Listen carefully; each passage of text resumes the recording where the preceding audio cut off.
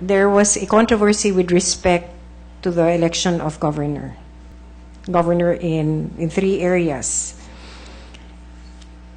Would you suggest any amendments to the rules of the IBP, particularly on the election of governors or even the representation, and including that of the executive vice president who will ultimately become president, to ensure that first, people of integrity and competence are actually elected, and second, that it is devoid of any controversy similar to what we experienced in 2009?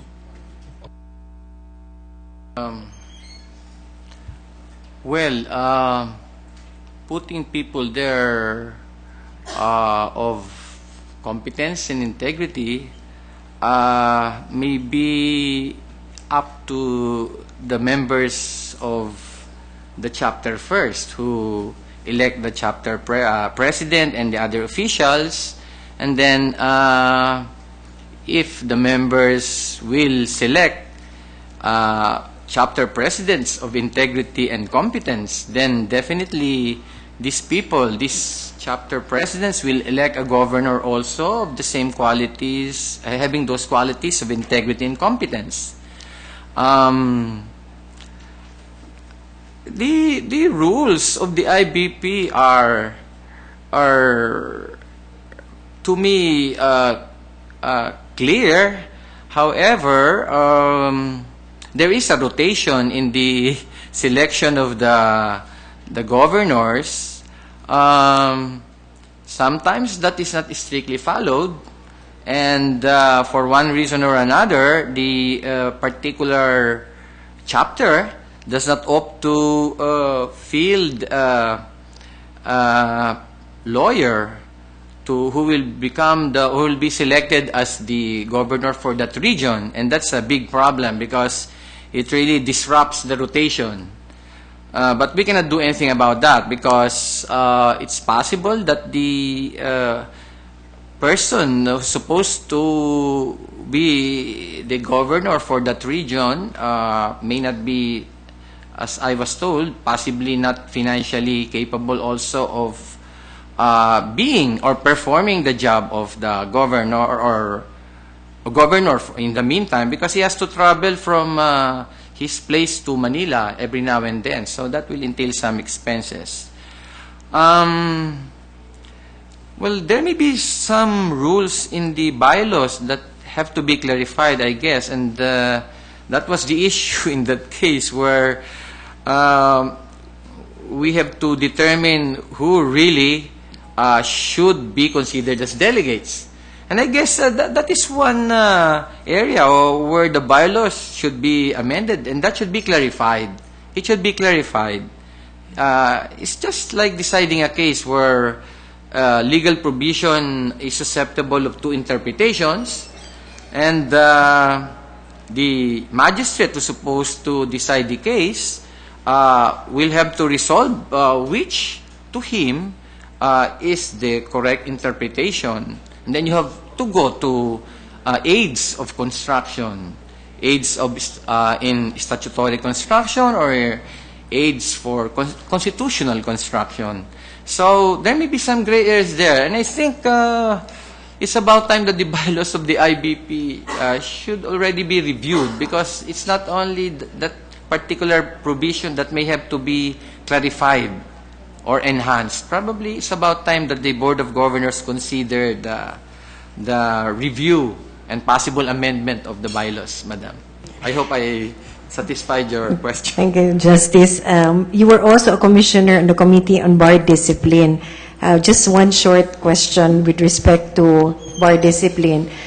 Considering that the Board of Governors actually acts on the bar discipline cases, and they recommend to the Supreme Court the action to be taken in a disbarment case, do you believe that you should include as part of the disqualification to be elected governor that they should not have had any case wherein they were sanctioned, particularly suspended, similar to the rules in the JBC for judicial positions?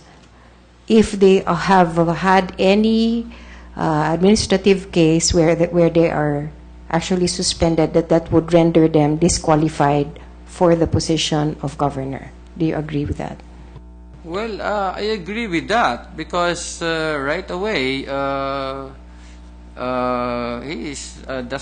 will not have the respect of the lawyers in that region, and I agree that the bylaws of the IBP should be amended to put that as a qualification, as a ground for disqualification even, so that lawyers with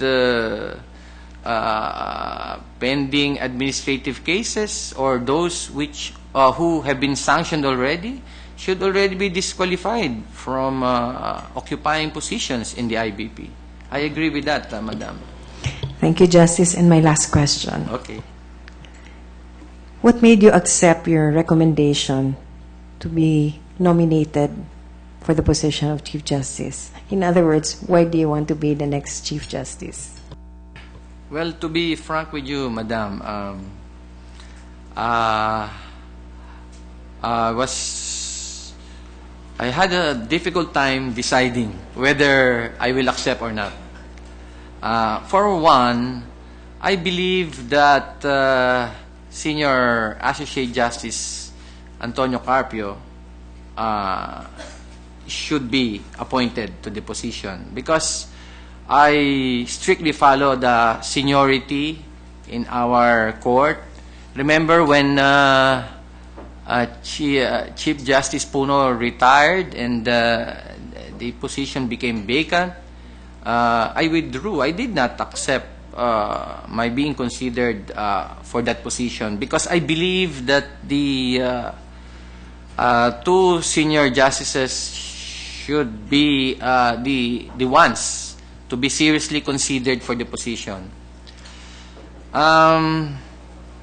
So I had the change of mind because I said I may just be considered as a selfish person if I will not allow myself to be considered for nomination because I realized that I have a wealth of experience behind me, not only as court administrator but by being in the Court of Appeals, and I know the operations and the problems that confront the Court of Appeals and even the appellate courts, the other appellate courts like the CTA and Sandigan Bayan. And then I was the Undersecretary of the Department of Justice, and I came to realize also that the two pillars in the criminal justice system were under me before, the Public Attorney's Office and the Bureau of Corrections, the BUCOR, plus the fact that at one time I also supervised the National Bureau of Investigation. Then, when I was court administrator, actually I initiated the organization of what we call the National Council on Administration of Justice, and it was during the time of Chief Justice Hilario Davide, and the composition of that council is that we have the Secretary of Justice as a member. Actually, we designated him as the chairman, and I represented judiciary as court administrator. And then we involved the DILG secretary. I think at that time, if my memory serves me right, I think Secretary Datomano or somebody else, I'm not sure. But so we had several meetings of the National Council, and the objective there is really how to reduce case delay and decongest the dockets of the courts, no? And it is it's a good forum where the different pillars or the agencies that supervise the pillars in the criminal justice system are present, and all the problems that we encounter in the prosecution of criminal cases were brought up, and right away we were able to arrive at concrete solutions because the DILG has the control of the law enforcement agencies, and we have a problem with the policemen, and sometimes they don't arrive for the hearing as witnesses. Sometimes they have a problem with the service of the subpoenas, to whom, the courts entrust to them the service of some subpoenas and court processes. And then, of course, the Secretary of Justice has the control over the prosecutors, and we have a problem with the prosecutors. And I know for a fact that we need more prosecutors if we really have to speed up the delivery of justice concerning criminal cases. And then we have the PAO. The PAO is under the DOJ, and the public attorneys have a big role to play in the expeditious termination of cases. So all these things were brought up. And so I also had exposure to the problems of the practitioners when I was in practice, and in the selection of nominees for the judge positions when I was JBC member. So I said, probably I'm being too selfish if I will not throw my hat into the ring. And so that's why I'm here. Although I was thinking I may not even have a ghost of a chance of being appointed, but probably I can make use of this interview to probably shed light on the problems that confront the judiciary, and also propose some possible solutions to it, Madam. Thank you, Justice Velasco, and good luck. Thank you, Mr. Chairman. Attorney Meha, please. Thank you, Mr. Chairman. Good afternoon, Justice Velasco. I was looking at your PDS, and I found out that one of the lectures you have given in the past is about the role of law in economic growth. Can you very briefly articulate your view on the role of law in economic growth? Well, our